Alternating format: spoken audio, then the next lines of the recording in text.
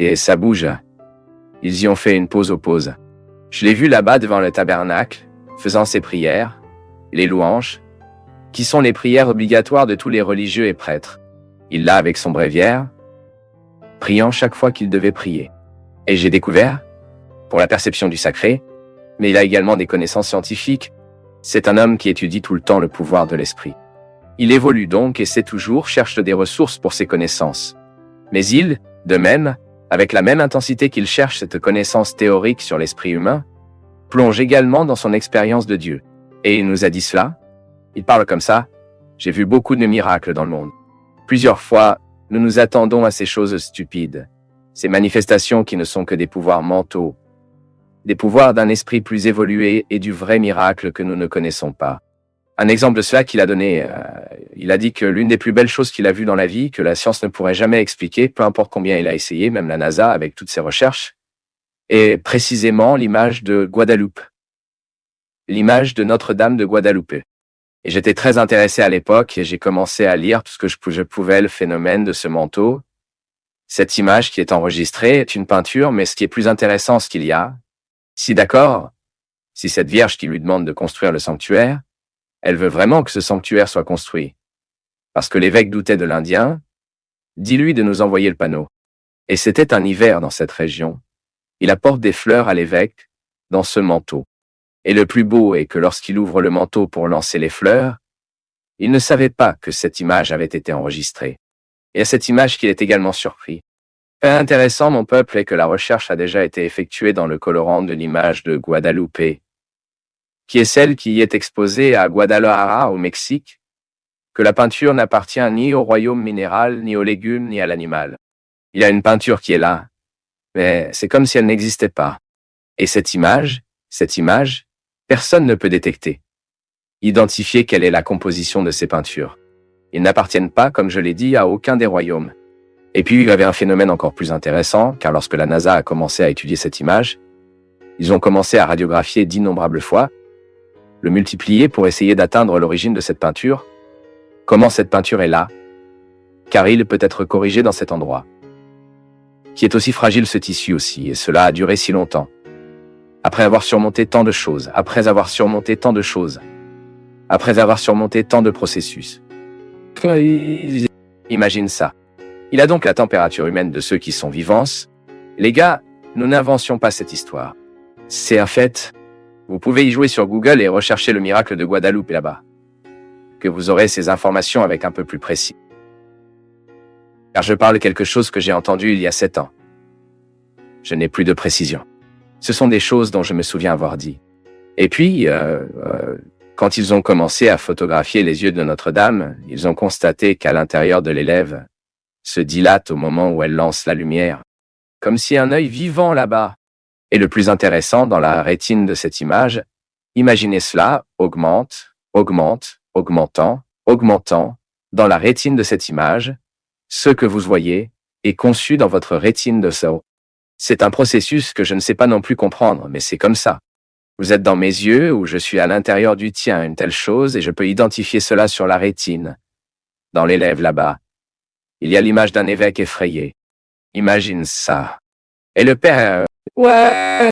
Et il connaît les détails, si vous avez une fois l'occasion de l'entendre, écoutez le chemin, le riche détail qu'il a en tant que scientifique, en tant qu'homme qu'il étudie, la richesse du détail qu'il a de ce manteau, cette image, cadre. Donc, en fait, je considère ce que je vis aujourd'hui comme une crise existentielle. J'ai l'impression de perdre la luminosité et la vivacité de l'époque où j'avais 20 ans. Maintenant, à la 50e étape, il est difficile de faire face aux difficultés de la vie. Et cela influence ma relation avec mon mari. Père, je viens de Manaus. Son nom est Darcy. Darcy, ma fille, le processus de vieillissement dans la vie humaine, il doit être préparé de jour en jour. Je dis toujours que nous devons être très prudents avec ce que nous sommes chez les jeunes, car ce que nous sommes chez la jeunesse sera accentué dans la vieillesse. C'est donc bien, car les qualités sont encore plus qualifiées. Les dons de la jeunesse, en particulier les cadeaux intellectuels, ce que vous recherchiez, la maturité, il apporte une merveilleuse façon de comprendre le monde. L'intelligence devient plus nette, la sagesse semble camper un peu plus, à tel point que le bon écrivain est l'écrivain âgé. Nous savons, et certaines personnes prennent très au sérieux, qu'il est très dangereux d'écrire un livre dans la jeunesse. Parce que les pensées des jeunes, les opinions des jeunes ont tendance à changer beaucoup. Puis vous avez même honte de ce que vous avez dit chez les jeunes. Mais qualifier ces qualités, nous devons être prudents, de sorte que dans la gestion du temps qui passe, nous sommes en mesure de faire ce qui est bon, pour être encore mieux. Mais nous devons faire très attention qui se produit également. Ce qui est précisément les défauts des jeunes seront tous très nets dans la vieillesse. Alors regardez-vous comme vous l'êtes aujourd'hui. Si vous êtes déjà une personne difficile, préparez-vous pour ce combat, afin que vous puissiez ralentir ce qui est lourd pour vous maintenant. Votre façon d'être fière. Il trouve un moyen de se débarrasser de vos excès, tout ce qui vous nuit en tant que personne, car cela sera sans aucun doute très cher dans la vieillesse. Je ne sais pas si ce que vous appelez la crise existentielle, Darcy, soit cette incapacité à gérer les défauts qui pèsent un peu plus aujourd'hui. Les insécurités qui sont typiques de la vie. Nous savons que la vieillesse, cela nous mettra dans un cycle très similaire à l'enfance. Les insécurités qui sont typiques du début de la vie, elles sont toutes là à la fin. J'ai même un personnage dans mon livre Women of Steel and Flowers, ce qu'elle dit. J'ai besoin des mêmes choses que les nouveau-nés, mais je n'ai pas le courage de demander. Vous ne trouvez souvent pas de personnes âgées qui ont besoin des mêmes choses que les nouveau-nés. Mais ils n'ont pas le courage de demander. Je vois ça dans ma vieille dame à la maison. Comme elle est plus fragile, elle est plus précaire. Les situations qu'elle savait autrefois gérer un peu mieux seule. Donc, ce conseil que nous devons donner. Maintenant, moi et vous, Darcy, nous sommes très conscients que nous pouvons vivre ces phases qui sont différentes de la vie en les rendant conscients. Parce que ce n'est pas un problème, nous souffrons d'insécurité. Mais nous devons être conscients. Tous les problèmes de la vie deviennent moins lourds lorsque nous sommes conscients de lui. Pourquoi? Parce que la conscience est un instrumental pour lequel nous utilisons. Si vous n'êtes pas au courant de votre défaut, si vous le niez tout le temps, il sera difficile pour ceux de votre côté. Mais il sera avant tout pour vous faire face à ce défaut. Car vous ne vous avez pas amené à conscient. Qu'est-ce que la conscience? Cette lumière est-elle éclairée en nous pour nous aider à identifier qui nous sommes, ce que nous pensons? Qu'avons-nous fait? Quand je dis « Je ne savais pas que je t'ai blessé ». Est-ce que c'est? Qu'est-ce que je dis? Cela manquait de clarification personnelle pour comprendre que mon action était nocive. Et parfois nous faisons cela. Mais à partir du moment où je sais que je me fais mal, il éclaire la conscience. Donc parce que je suis déjà conscient que je me blesse, je ne peux pas continuer à mal. Je dois tout faire pour empêcher que cela ne se reproduise. Et c'est pourquoi la croissance personnelle est directement liée à la capacité de la personne à être consciente de ses actions. C'est intéressant parce qu'on traite même la théologie du péché. Qu'est-ce que le péché? C'est ce qui est déjà clarifié par la conscience que c'est une erreur. Nous commettons donc souvent un péché sans savoir que nous péchons, car il ne péchait pas. Si vous n'étiez pas au courant de la loi, c'est pourquoi on nous a enseigné à un enfant à respecter les ordres, à obéir aux parents, à obéir aux règles, car après que nous sachions ce qui est bien et ce qui ne va pas, cela en fait si une erreur, un péché, dites-le, vous enfreignez cette règle. Mais tant que vous ne savez pas, ce n'est pas un péché, il n'y a pas de culpabilité. Peut même avoir des responsabilités. Mais à partir du moment où vous le savez, vous devrez agir différemment. Car avant d'avoir l'ignorance, c'est pourquoi nous prêcherons l'évangile, c'est-à-dire pour allumer la lumière de la conscience humaine à la connaissance de Jésus, qui à partir du moment où il connaît Jésus, a sa vie modifiée pour lui, c'est avec lui que vous commencez un processus pour devenir similaire à lui. Alors ce que nous devons faire, Darcy, c'est prendre conscience de chaque nouvelle phase de nos vies. Regardez ce nouveau moment, parce que vous n'êtes pas une vieille femme. Vous avez 50 ans. Vous avez encore beaucoup de bonnes choses à faire. Et vous devez ouvrir les portes de ce nouveau temps pour profiter et bien vivre chaque phase de cette vie. Pourquoi où est l'angoisse? C'est quand la personne est au cours des 50 ans, voulant vivre les réalités qu'elle aurait dû vivre à 30 ans. Vous pouvez même vivre quelque chose que vous ne vouliez pas vivre à 30 ans, mais veillez à ne pas imposer un fardeau qui, à 50 ans, vous ne pouvez plus transporter. Cette phase de la vie exigera de vous une position que vous n'aurez peut-être pas à avoir lorsque vous en aviez 30. Ainsi, cette sagesse d'identifier ce qui convient à chaque fois nous aide trop dans l'administration du résultat final de la vie. Ce lundi, y compris, je tiens à remercier toutes les personnes qui étaient avec moi là-bas à Sao Paulo, à Livraria Cultura, lors du lancement de mon livre. J'avais une opportunité très intéressante là-bas. Une dame est arrivée. Elle a joué avec moi, non? Je sais que tu as toujours dit que je voulais être retiré, je le voulais vraiment. Depuis l'enfance, j'ai toujours pensé que c'était beau d'être à la retraite. Je me suis demandé, Fabino, Je veux être quoi? Quand je serai grand, j'ai parlé, prends ma retraite. Et puis j'ai célébré avec elle. J'ai dit, waouh, quelle beauté. Puis elle a dit, Père, mais j'ai tellement peur de cette nouvelle fois. J'ai dit, non, rien de tout cela. Profitez de la lecture de tous les livres que vous ne pouviez pas lire. Profitez de l'occasion pour suivre les cours que vous ne pouviez pas suivre. Profitez de l'occasion pour faire les voyages auxquels vous ne pouviez pas vous permettre. Même si vous n'avez pas beaucoup d'argent, il fait un peu d'économie, versement 30 fois, mais il le fera, réalisera vos rêves. Si vous avez l'occasion maintenant, vous avez les cils tous créés. Vous n'avez aucune obligation directe, vous vivrez bien votre vie. Profitez bien de cette fois. Ne vous gaspillez pas. Ah, mais je dois aider mon fils et cela et cela. Aide dans la mesure. Ne vivez pas sa vie. Allez vivre la phase de votre vie. Parce que c'est fondamental. Nous n'aurons pas une autre opportunité. Bien vivre aujourd'hui est une question de responsabilité. Soyez fidèle à la phase de votre vie. S'il s'agit d'une phase pour étudier, étudiez. S'il s'agit d'une phase pour fonctionner, travaillez. S'il s'agit d'une phase pour reposer, repos. Nous vivons même le jour, non? Je suis très honnête. Si j'ai 2 heures pour me reposer, je me reposerai. Parce que je sais que mon quotidien n'est pas une blague. C'est une question de bien vivre les phases de ma journée. C'est ce dont nous avons besoin. C'est une discipline. Et Darcy, n'ayez pas peur, ma fille. À 50 ans, vous avez encore beaucoup à venir. Vous n'avez pas à vivre cette anxiété. Remplacez l'anxiété par la conscience. Allumez votre cœur. Illuminez votre tête pour que vous puissiez regarder chaque jour sans angoisse. Que puis-je faire aujourd'hui à ce stade de ma vie? Que puis-je faire aujourd'hui? Occuper notre tête, mon peuple, de bonnes choses est un moyen très efficace d'éviter la dépression, l'angoisse inutile, l'anxiété. Car le camp du diable dans l'esprit. Le père Fabio voulait savoir quelle est la position de l'Église à propos de ces gens qui prétendent sensibles, qui parlent aux morts, qui parlent au-delà. Pour Isaïe,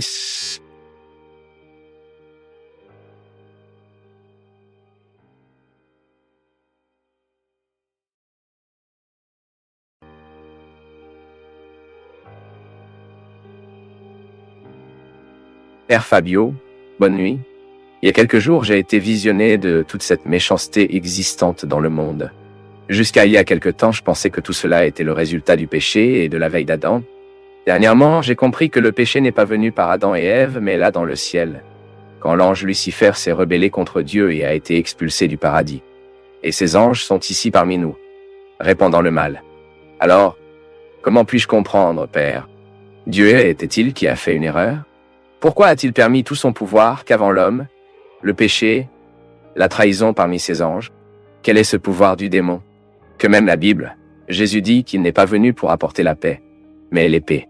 S'il vous plaît, Père, j'ai besoin d'un guidage. Sergio, très intelligente votre question. Vraiment, quand vous pensez que Lucifer est l'ange de la lumière, qui se rebelle contre Dieu parce qu'il voulait être comme Dieu, cela précède vraiment l'expérience. Je ne sais pas, parce que nous ne pouvons pas contextualiser dans le temps, mais pour comprendre la Sainte Écriture, vous avez alors un Adam et Ève, disons, après cette expérience d'ange en décomposition. Parce que s'il y a le serpent qui matérialise cette présence du mal du monde, y compris les pauvres, est une injustice. Je continue de penser que pour les serpents, qui est une créature qui a son rôle dans le monde, parfois nous faisons nous tuer un serpent aussi justifié. Le mythe actuel, cette narration, je parlerai du mythe, il ne peut pas être confus. Cette narration qui est dans la Genèse, mettant le serpent comme celle qui représente le mal et séduisant Adam et Ève, est comme s'il y avait vraiment une action qui a précédé cela péché. Le mal était déjà présent dans le monde. Et là, mon fils, nous ne pouvons pas perdre beaucoup de temps à vouloir comprendre l'origine du mal, car c'est comme si vous vouliez essuyer la glace. Il n'y a aucun résultat. Vous l'essuyez, il pousse l'eau. L'important est de vivre avec cette compréhension que le mal est présent dans le monde. Et ce péché, cette expérience que nous identifions à Adam et Ève comme quelque chose qui générera pour nous, est une erreur qui génère des conséquences. Est une erreur qui génère un héritage. C'est-à-dire que je suis marqué par le péché parce que je suis un enfant d'Adam. Tout cela est résolu en ce moment que le Christ assume ce péché et le rachète à travers le mystère de l'incarnation. Sa mort, sa résurrection. Donc, nous avons commencé à résoudre le conflit comme celui-ci. Je m'apporte dans les marques d'Adam parce que je suis humain, je suis fragile, je dois établir une vie avec cette limite, comme je l'ai dit. J'ai besoin pour faire cette confrontation quotidienne, je dois me regarder, mes misères, et je suis jaloux, je suis malhonnête, je suis un menteur, je suis infidèle. Nous avons tous ce lot de péchés. Je ne dis pas que je suis tout ça ici. Non. Je donne juste l'exemple. Je fais un effort quotidien pour ne pas l'être, mais j'apporte tout en moi. Vous permettez simplement de faire une corde à vos déséquilibres, et vous verrez où vous allez.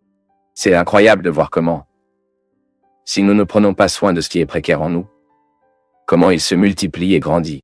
J'ai donc toutes les marques d'Adam sur moi. Vous avez toute cette tendance au mal. La tendance au mal qui vous pouvez comprendre à partir des Écritures sacrées, vous pouvez comprendre le contraire. L'important est que vous ne niez pas que le mal existe. Maintenant, je ne peux pas oublier que je suis sous le flux de grâce, dans l'afflux de la grâce. Je suis dans ce mouvement de purification. Chaque fois que le Christ surmonte les pouvoirs d'Adam en moi, mon christianisme apparaît comme un témoignage très positif du monde. Je suis donc comme un opposé à faire face à mes confrontations avec mes questions adamiques et à transformer tout ce qui est misérable en moi en belles réalités qui me font similaire au Christ. Donc, l'affaire n'est pas perdue, non? Nous sommes toujours avec la possibilité de bénéficier de l'action gracieuse du Christ en moi, en vous, qui nous sauve quotidiennement, nous fait perdre. Perdez la vie. Perdez la beauté des choses. Dieu nous sauve quotidiennement par Christ. Cette mission spécifique est la suivante. Chaque fois que nous faisons face à ce qui nous jette vers le bas et qu'avec le courage, nous dirons « C'est vrai. Dieu me prépare quelque chose de bien mieux. » Faire face à la vie comme elle mérite d'être confrontée. Faites face à votre inconfort. Faites face aux gens qui vous font de plus en plus retourner sur le territoire de l'esclavage. N'ayez pas peur de tout cela. Avouez-le à cause de cette confrontation. Une grande partie de la résurrection naîtra. Que Dieu vous bénisse toujours plus. Qu'il déverse sur nos cœurs ce courage, afin que nous puissions faire face à tout ce qui est coupable en nous et précaire. Bonne nuit. Père Fabio. Je vois que beaucoup de gens commentent l'envie, le gros œil, enfin, toute cette partie des personnes qui n'ont pas d'expérience ou d'expérience pour ceux qui vivent bien. Ma famille a traversé un épisode de maladie et malheureusement j'ai perdu ma mère. Après avoir traversé tout cela, j'ai entendu beaucoup de gens affirmer que c'est le résultat de l'envie parce que nous sommes une famille aimante et heureuse, et notre bonheur a dérangé tout le monde. Je ne crois pas que ce soit la raison, car je crois en Dieu surtout. Mais j'aimerais savoir si l'envie a vraiment toute cette force que les gens disent. L'envie, quelle est la puissance que l'envie peut avoir à notre sujet? Lorsque nous ouvrons nos oreilles pour entendre, écoutez ce que les envieux ont à dire, non? Nous ne pouvons pas croire que parce que l'autre est jaloux de moi, les choses commenceront à mal tourner dans ma vie. Pour l'amour de Dieu, cela croit aux croyances, aux superstitions, aux réalités qui ne font certainement pas partie de notre contexte. J'ai particulièrement un grand respect pour ceux qui croient, mais cela ne fait pas partie de mes croyances. Je n'ai aucune superstition de quoi que ce soit, je n'ai pas peur, je n'ai vraiment pas. L'autre jour, une fille est venue me dire « Père, ils ont fait un macumba pour moi. » J'ai dit « La fille, frappe bientôt ce macumba et vous vivrez votre vie. Arrêtez de faire attention à ces choses. Ceux qui ont Dieu dans le cœur ne peuvent pas admettre que ces mauvaises choses viennent nous peser. Mon peuple, le problème de l'envie est l'envie. Maintenant, si vous commencez à entendre les envieux, si vous commencez à vivre de ce que les envieux disent, des mots qu'ils créent, vous permettrez vraiment à l'envie de l'autre. J'y ai beaucoup pensé, tu sais. Plus nous sommes publics, plus, non? Ce sont les gens qui seront gentils avec vous, mais ils seront également méchants. Et j'ai trouvé que nous devons avoir un vaccin qui nous immunise pour ces maux du monde. Tout comme une mère immunisera son fils afin qu'il ne prenne pas d'hépatite, donc il n'a pas de grippe, il n'a pas toutes ces maladies, la méningite. Nous devons obtenir un vaccin chaque année qui nous immunise des maux du monde. Comme nous enrober de Dieu, enrober la parole du Seigneur, la force qui vient du ciel, et commençons à ne permettre que de bonnes choses à rester parmi nous. Faux, nous ferons des erreurs. Critique positive, elle sera toujours la bienvenue dans notre vie. Mais nous ne pouvons pas permettre à l'envie de détruire nos vies. Nous devons donc soulager notre cœur de tout cela. Mon fils croyait que ta mère est décédée parce que quelqu'un était jaloux de ta famille, c'est absurde. Ceci est absurde. Nous ne pouvons pas admettre une telle croyance. Croire que ce que l'autre me souhaite gravement ne peut vraiment vous rendre le mal dans ma vie que si je permets à votre mal d'entrer dans mon histoire, entre dans ma vie. Je sais qu'il n'est pas facile de gérer l'envie des autres, surtout lorsque ces gens inventent des histoires. Quand ils commencent à vous faire du mal, Soit dit en passant, je réfléchissais beaucoup à ce sujet à la fin de l'année Internet, est un instrument très dangereux ces jours-ci. Car si vous laissez échapper un ragot sur Internet, jusqu'à ce que vous le corrigez, jusqu'à ce que la personne qui a souffert de cet affront peut prouver que ce n'est pas vrai ce qu'ils disent, non? Non? Alors vous voyez, qu'est-ce que le mal humain? Le mal, l'envie, toutes les mauvaises choses qui font partie de la vie. Vous ne pouvez pas vous débarrasser. Ce sera où existèrent le genre humain, où les gens existent, le mal et l'envie seront présents. Maintenant, vous devez vous faire vacciner, vous devez être à l'abri de ces maux que le monde vous provoque. Parce que sinon vous serez détruit par tout cela. L'envie est celui qui regarde toujours la vie de l'autre, non? Il n'a pas le temps de vivre sa propre vie. Il est tout le temps qui fait attention à ce que fait l'autre. Ce que l'autre, bien sûr, et il ne fera que faire attention à ce que l'autre est mal. Il ne pourra jamais envoyer un petit messager sur son téléphone portable, félicitant pour ce qui a fonctionné. Mais chaque fois qu'il y a une erreur, il fera un devoir d'envoyer un message. Il fera un point d'appel. Il fera un point de donner un message. Pourquoi? C'est parce que le but de The Envious est de détruire celui qu'il fait d'une manière ou d'une autre. Il pense qu'il est en concurrence avec lui, faisant une ombre pour lui. Pour l'amour de Dieu, non? Nous ne pouvons pas permettre à ces sentiments de grandir en nous. Et envie, mon peuple, est un sentiment naturel, jaillit naturellement dans le cœur de nous tous. Celui qui dit qu'il n'est pas jaloux est ment, car à un moment donné, ce terrible sentiment nous prend le dessus. Maintenant, nous devons faire attention à ce que nous faisons avec l'envie que nous ressentons. Alors d'accord, je regarde Christian, il joue très bien du piano, j'ai toujours voulu jouer au piano, je ressens cette envie de lui, mais regardez ensuite, je commence à... parce que l'envie ne regarde que ce que l'autre fait. Et non, l'envie a du mal à se percevoir. Il a du mal à énumer ce qui est précieux en lui, ce qui est précieux. Pourquoi est-ce que je veux le talent de Christian si j'ai déjà une série de talents que Christian n'a pas? C'est ainsi que la vie vaut la vie. Oh, j'ai toujours voulu jouer d'un instrument, mais je n'ai pas eu le temps d'apprendre. Cela aurait même eu une facilité d'apprentissage. Mais je n'ai pas appris. Mais c'est bien que je commence à dépendre un peu plus de musiciens aussi. Ah, je ne sais pas comment travailler avec la menuiserie. D'accord, pour ce que le menuisier a. Si vous avez déjà votre métier, si vous savez déjà comment faire, maintenant, Envie est né en ce moment. Il y a tellement de gens qui sont brillants dans leur vie. Et ensuite, après tout, ils commencent à tout jeter, leurs pieds par leurs mains. C'est pourquoi l'autre jour que j'écoutais le même football, non? Le joueur de football doit quitter les lieux au sommet. Es-tu d'accord avec moi?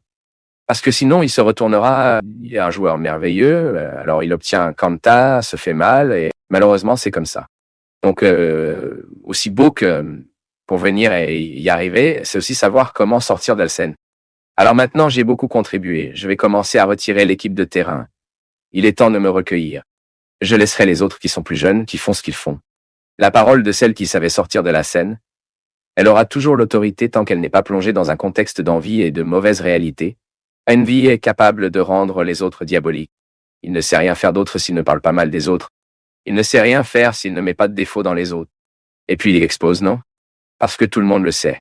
De quoi parlez-vous mal, pourquoi? Parce que vous êtes jaloux. C'est donc très dangereux.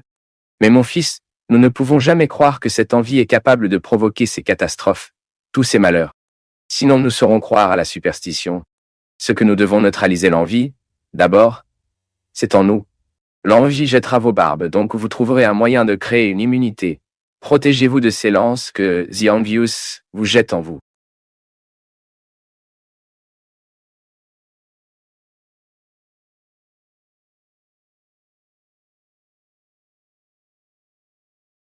Si tu es arrivé jusqu'ici, c'est que tu as fait preuve de concentration, de présence et d'intérêt.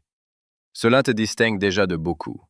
Et si tu laissais un commentaire pour dire ce qui t'a le plus marqué, profites-en aussi pour regarder les liens dans la description. Il y a plus de contenu créé avec le même soin pour toi. Merci, une grande accolade et à bientôt.